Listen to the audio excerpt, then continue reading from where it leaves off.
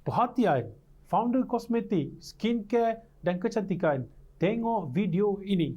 Bersama dengan Bos Botol. So, kali ni Bos Botol nak share tentang kod LDPE. Baru-baru ni, Bos Botol dia share tentang HDPE. So, kali ni LDPE, dia lebih kurang je macam HDPE. Plastik yang berkualiti dan tahan lasak. Dan kebanyakannya, LDPE ni, kita akan banyak jumpa dekat jenis botol-botol tube.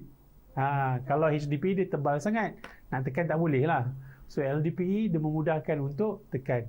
Tapi pasti plastik yang digunakan masih lagi berkualiti dan sesuai untuk founder-founder skincare contohnya lah. Alright, so bagi founder-founder di luar sana, kalau anda ada nak tanya apa-apa, komen dengan Bos Botol di bawah ini tentang kod-kod plastik. Alright, thank you semua. Bye.